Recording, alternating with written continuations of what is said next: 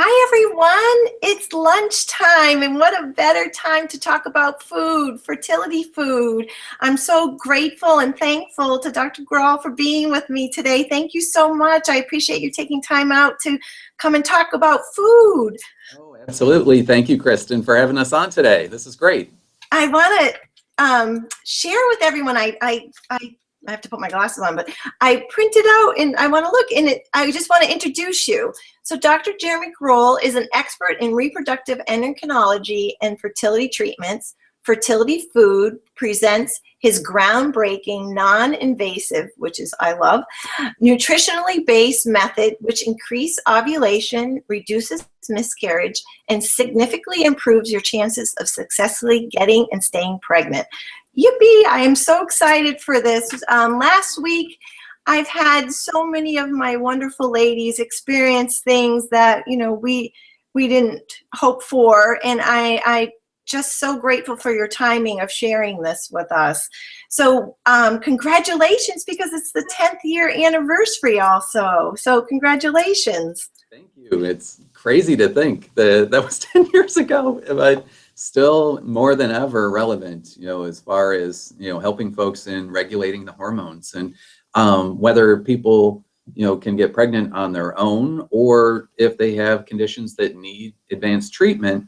This can only help in terms of giving them better hormonal balance and regulation so that they get the best outcome possible. And so regardless of how they need to go about pursuing their pregnancy, that these tips can certainly help. Well, I love that, because it's the holistic approach, right? And so many times there's so much information coming at you when you receive that diagnosis of infertility, that after a year of trying and being exposed unprotected sex for a year, you're qualified as infertile. And then that sense, I know for me, when I was going through my journey, it was like you wanted a sense of control because you felt so totally out of control. And what a great place to start, by what you're putting in your mouth to help your body not only be at maximum peak to create a being, but also for the being that you're going to invite in. So I so appreciate it, because I had the first question that a lot of my clients and I were talking about, but there's so much buzz about pineapple. I mean, I love pineapple, but what is your sharing on that? So that's one we've heard some folks bring that up periodically, and I've probably heard more questions on that in the last month. So somewhere there had to have been something that's flying around about the pineapple thing. And then you mentioned the questions coming to you about this. Yes. It boils down to is that there's an enzyme that is found in pineapple and primarily in the stem and core, and it's called bromelain. And what that enzyme does is it's a peptidase, which means it breaks down protein. And in cooking, you actually can use that as a meat tenderizer. So they've extracted it and have it as an actual meat tenderizer, or if you'll notice, like in cooking, that it changes the consistency. And from a fertility standpoint, the suggestion is that it would help in terms of allowing the baby to attach a little bit better. In reality, that's actually one that I'm a little cautious about, which I'm glad that you brought this up, because it is getting a lot of airplay, or people are talking about it. And I think there's some real concern about it. Now, I don't think we have to avoid pineapple, as far as being harmful for fertility. But what bromelain also does is that it increases muscle contractility. So it will actually make the uterus more irritable. And one of the things that we have clearly seen is that the more the uterus contracts, the less likely a pregnancy is to attach properly. And so anything that increases that, irritability or contractility, I'm a little cautious about. And actually, we use medicine to, keep the uterus quiet. And a lot of folks will use acupuncture to quiet the uterus after, treatments or through the implantation phase. So with the pineapple, I don't think, like I said, that it's something we need to avoid, but I actually am a little cautious. I would not, recommend actually, superdosing on pineapple core or, pineapples through the, implantation phase. So I think it's a, real important point. And, when we look at, say, nutrition or over the counters or like herbs, a lot of these things have really true biologic potency. And so, agents like this bromelain may have perhaps some advantage. And I know there's a lot of folks out there who, would have eaten pineapple core and they had a successful pregnancy. Whether it was because of, in spite of, where that, Right. I think, obviously if we had a good pregnancy outcome, that's ultimately the goal. So I'm happy, for folks. But I think I would caution people going too crazy on the pineapple, that it's one that I think there may be some potential drawback there. So I'm glad, we get a chance to, get a little further information for folks about it, because we want to make sure they've got their best chance possible. That's at the end, all of us are working together for a healthy baby and healthy mom. So that's so important. Isn't it interesting? Like it all pops at once, that you were hearing about it and I was hearing about it. And I'm like, I don't know, but when I talk to Dr. Groll, I'm going to ask him about that pineapple. So thank you so much. I think 4 or 5 questions on that this last week, and so it has come up, and so very timely. So glad to get that information out there. I appreciate it, because I think what I saw, I'm not sure where it was, on Facebook or Instagram or something. It was about after your transfer to eat pineapple, and from a girl who, they did say my uterus was irritable. And I was, way back when they said, you have an irritable uterus. And I'm like, well, yeah, the whole bunch of me's mad, not just my uterus. So that makes sense. But I'm so glad, because it's just out there. So I'm glad to address that. So what are some of the foods then people should be looking at, even before they're starting a treatment, if they're going through an IVF or an IUI? Well, one of the biggest things, and maybe not necessarily a single, one food, but really the overall balanced nutrition. And, we talk a lot about the hormone insulin, which is involved with your sugar metabolism and your blood glucose. And insulin plays a lot of roles with your female hormones, in that it will hinder egg development, it will hinder normal ovulation, and it also hinders implantation. In that there, as we talk about the enzymes again, with allowing the baby to attach, the hormone insulin actually blocked some of the normal mechanisms that allow that placenta to attach properly. And what we may see is as much as a 40 to 50% chance of miscarriage in women where their insulin level is demonstrably elevated. And so when we look as far as the balanced nutrition, your lowest insulin is going to come when we get about a gram for gram balance on a meal for meal basis of protein to complex carbohydrates. Well, that's a tweet right there. Gram to gram. Say that one again. Gram to gram balance. Of protein to complex carbohydrates. And so most women should be getting about 80 to 90 grams of protein a day. And if you think about your usual entree is going to be around 20 to 30 grams of protein. So you got your 3 main meals, and a balanced snack really should bring you on target for your daily protein requirements. And then that should bring you, for your total carbohydrates, should be more around 100 to 110 grams of complex carbs, which of course come from your fruits and vegetables and whole grains. And then with minimal sugars. So that should be like around 10 to 15 grams of sugars, which are going to be based off of also your activity levels. But we should be getting probably no more than 10% of our carbs from sugar. So when we look as far as then balance, getting our fruits and vegetables, and looking at ways to balance the protein with the complex carbohydrates. On the protein side, of course, there's, lean meats and such, but also great vegetarian sources as far as, your beans and legumes and, other non-meat based protein. A lot of folks talk about soy protein and worry about hormonal effects there. And really, I think soy is a great source of protein in that, it's a vegetarian source.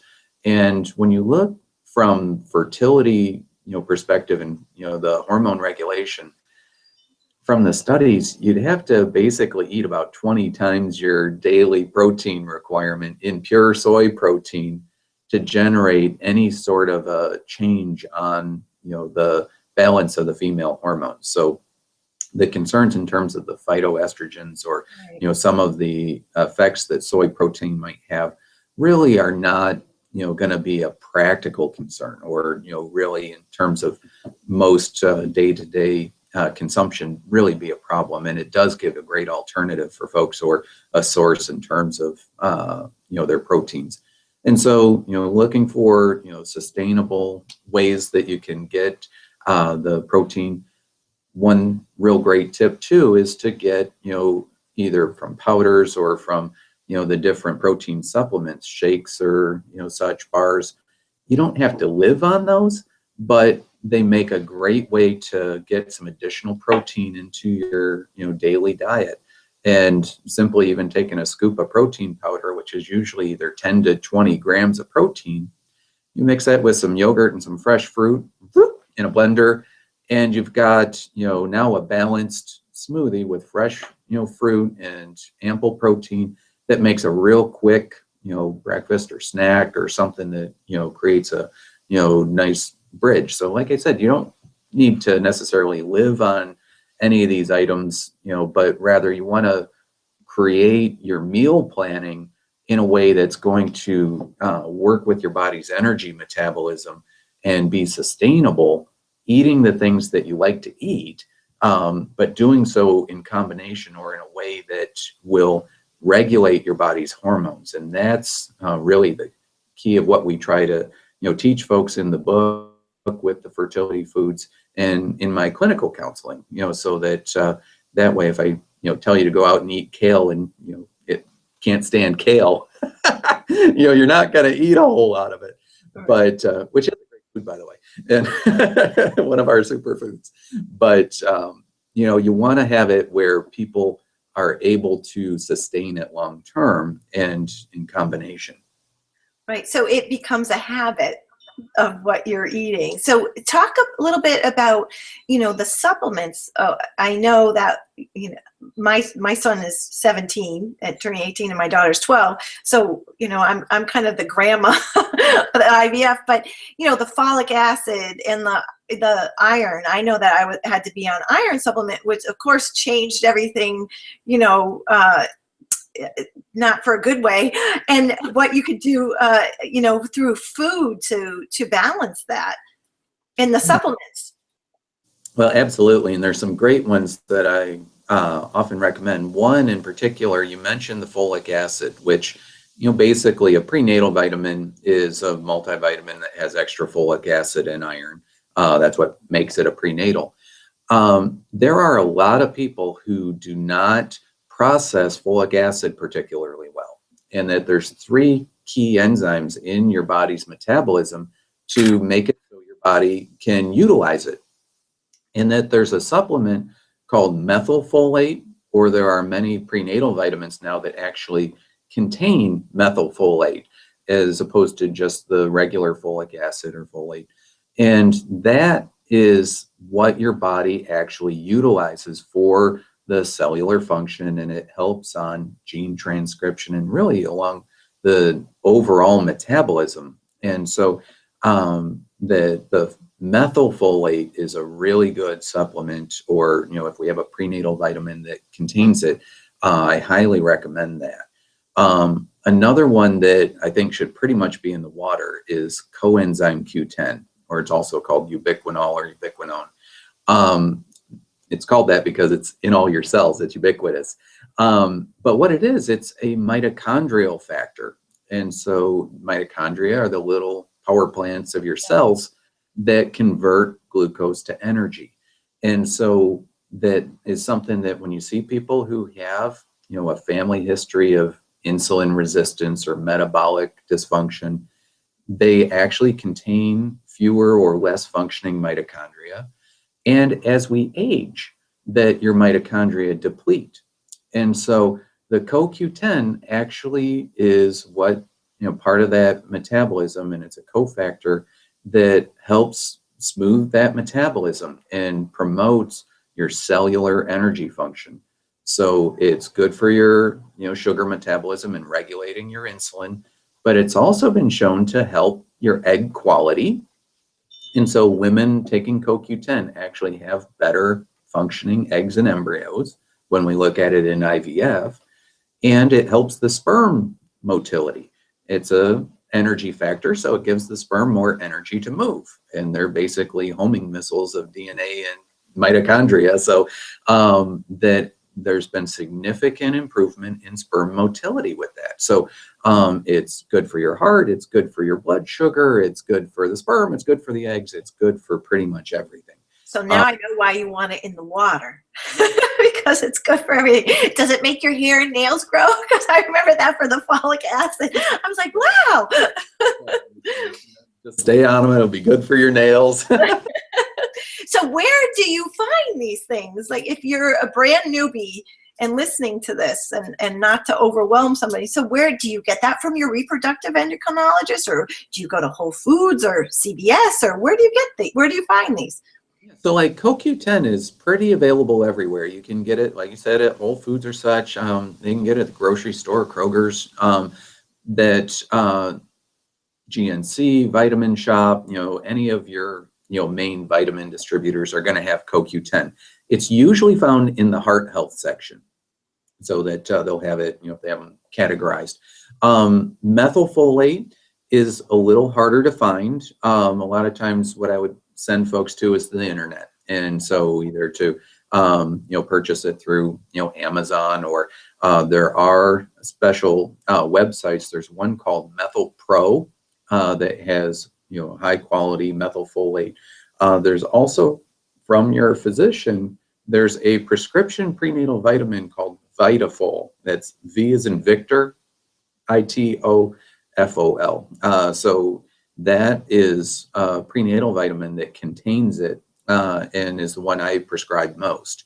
So you can get that from your physician, or to order it online is usually easiest. Also, there's another male supplement that I often recommend called FertiliToC for men. And that also usually best either just going to their website or to Amazon, and folks can order it and have it delivered right to their home. So I think those are, probably the easiest way. But if you, have your, place where you get vitamins and they actually have it, dealer's choice, whatever works for you. It's wonderful. So you're doing great covering all the, so I actually had a later question about, we're talking about food, but I wanted to bring up alcohol too. And, that was a little bit of a conversation last week also. So maybe you can share about that. Well, it's probably caused more pregnancies than we ever. Yes. And I think it's important, especially as you mentioned, for folks that we've been trying for a year, and it does become very all-encompassing and absorbing that, little by little, everything we do revolves around getting pregnant. And I think, it's important to keep in mind that we don't have to live a Spartan, existence to, have your distilled water and your protein supplement and, bubble tofu. Your tofu. Live our lives and such. And so I tend to be a little more moderate when it comes to things like that. Alcohol, that once we're pregnant, of course, there are no safe consumption levels. So we, would say, party line, no alcohol once we've achieved pregnancy. When we look as far as effect on pregnancy, it does have a negative effect on egg and sperm quality. What you would see is that folks who have a regular consumption of 4 to 6 drinks a week, There is a study in IVF that showed changes in the egg function, sperm function, and embryo quality. And so there I would usually recommend, moderation, that if we, want a glass of wine occasionally or a holiday or something, it's going to be okay. But to keep it more limited and to not have regular higher consumption over that time. And similar that we get a lot of questions on is caffeine. And folks will, tell me right off the bat, I quit coffee, I quit caffeine. And I'll be honest, that's probably one of my least concerns as far as, various things that people get in their, foods and beverages. That there was a real good Scandinavian study, and they've got great public health records, that they looked at pregnancy outcomes. They really didn't see a detriment until they got into the really upper quartile, which was like a pot a day coffee drinkers. So if we have a cup of coffee in the morning or a cup of tea, it's going to be okay. Again, I would, look for moderation. I wouldn't, continue on multiple drinks a day, but, if we need a cup in the morning or go to a half calf or something, that's going to be perfectly fine and won't affect your time to pregnancy. On the male side, they've actually seen that caffeine may help on the motility. So guys wouldn't necessarily need to cut out their caffeine either. So tend to go, a little more moderation, and, a drink or two a day is going to be okay. And so I would be really more concerned, from that standpoint with the sweet and soft drinks. And I would say about diet soda and regular soda, because as soon as you started talking about the insulin, the sugar in a regular can of Coke, right? You got it. And I would say if there is one question that I ask people that has probably the biggest impact across the board, it's what do you usually drink through the day? And I mentioned earlier some of those numbers as far as, daily requirements. So if we're really only supposed to get, 110 grams of total carbs, of which only maybe 10 to 15 grams of sugars. You mentioned one can of soda is actually about 45 grams of unadulterated high fructose corn syrup. That if you have the 20 ouncer, it's actually over 60 grams of sugar. And sweet teas are even higher. I wanted to ask you about sweet teas because I grabbed a Snapple the other day, and I was having a Snapple and I had another one. And I'm like, wait a minute. And I looked at it, and it was more than the can of Coke. Yes, it's about 55 grams per 12 ounce. And, that Snapple jar is probably more like a 16 ounce. If you go through, the McDonald's drive-through, there's 32 ounce tumblers.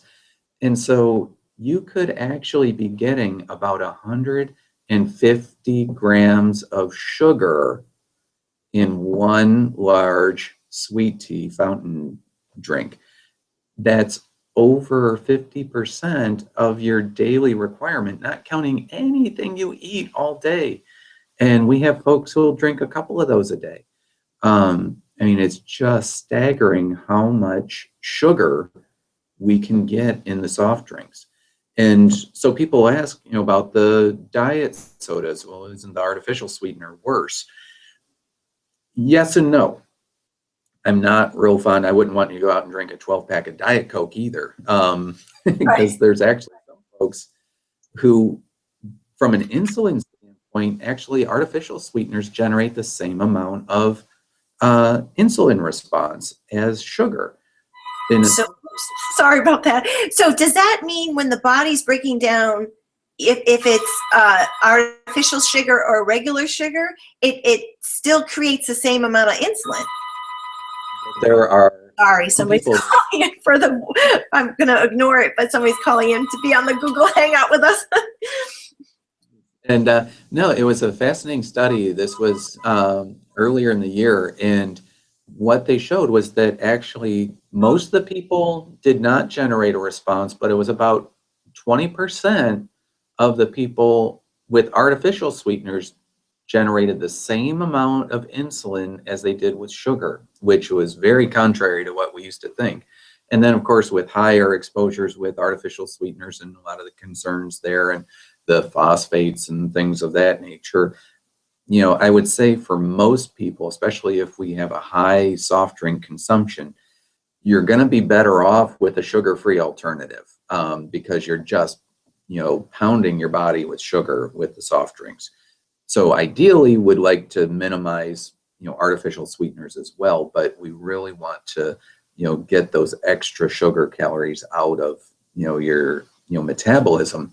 And then, from a, moderation again standpoint, finding, sugar-free alternatives. And that, of course, water usually is good unless you live in Flint, but gosh, that's terrible.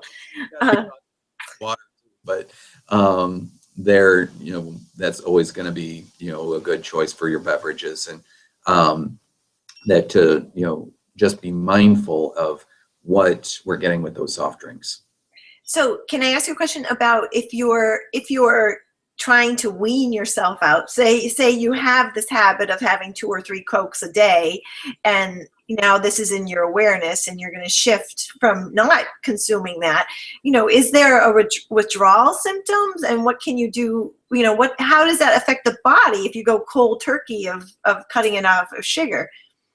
Well, and actually that's a lot of what people run into is because they bottom out, and with that high insulin, what happens is, like, after we say drink a soda or we get real high sugar load, the insulin will actually drive you hypoglycemic, and so they get this rebound, so that then they feel jittery, they get a headache, they're cranky, they need a pick me up, so we get another soda and whoop, up goes the sugar and up goes the insulin, and then boom, and so through the day they're doing this yo-yo metabolism. And one of the things that can help smooth that out, another one of our great supplements, is plain boring fiber. Okay. Fiber as an over-the-counter supplement actually is one of the most effective things to limit your insulin surge, and because it delays the sugar absorptions. So what that's going to do from that yo-yo metabolism, it smooths it out. So people will not have as much of a drop off or get those hypoglycemic symptoms.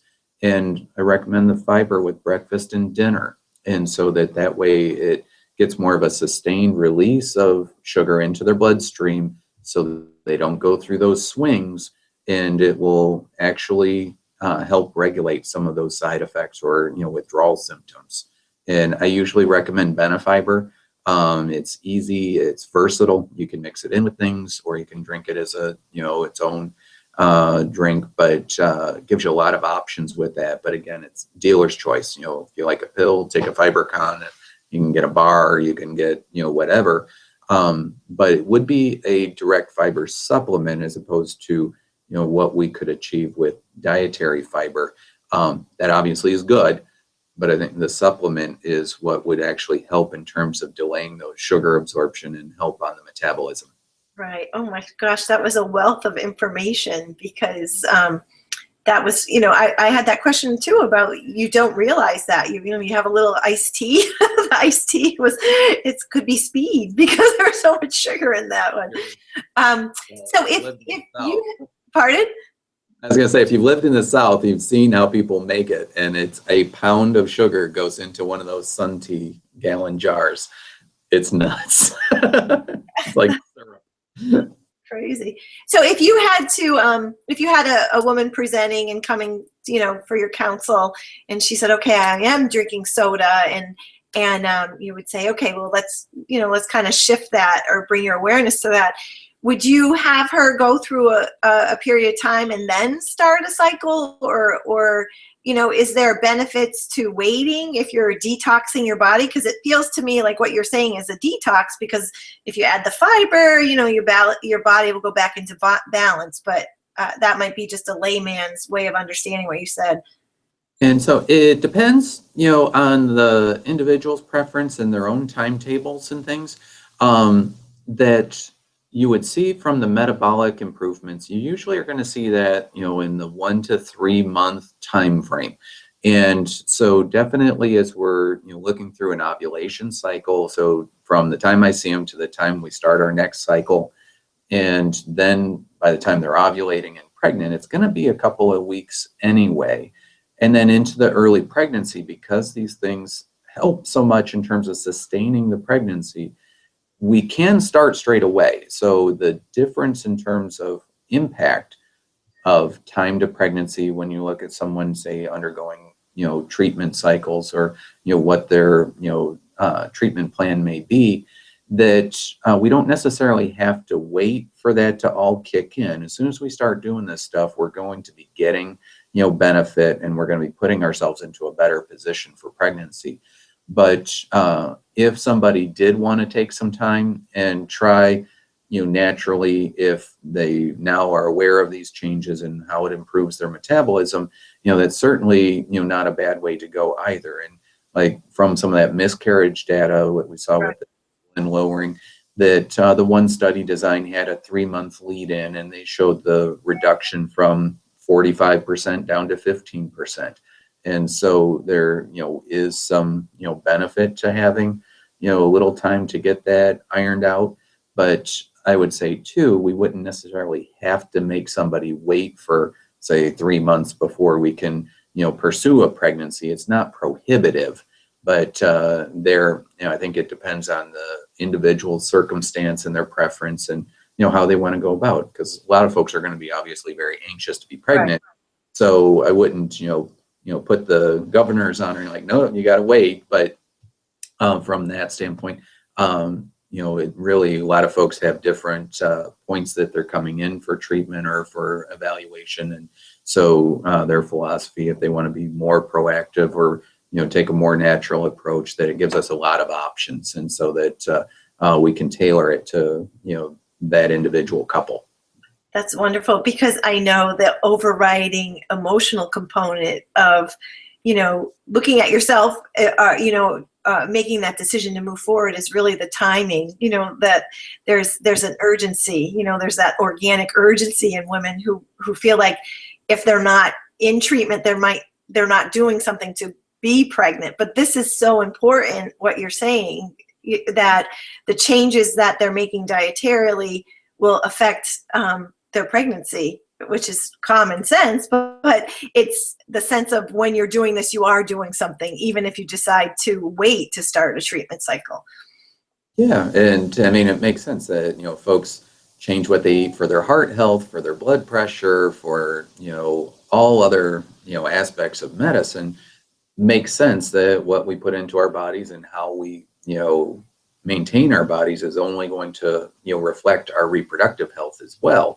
And so that, and when we look in terms of some people, we might have, scarred fallopian tubes, maybe we have endometriosis and it's scarred your tubes closed, or, we have, couples with, blockage for the sperm and they can't get out. So there are, clearly people who require advanced treatments, and, in order to bring sperm and egg together, that there's, certain things we may, need for that couple.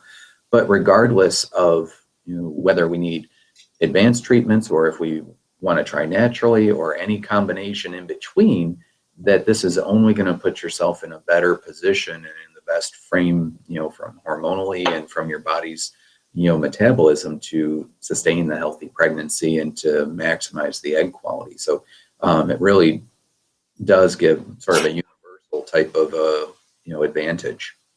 That's wonderful. So thank you so much. I want to make sure people know how to get a hold of you.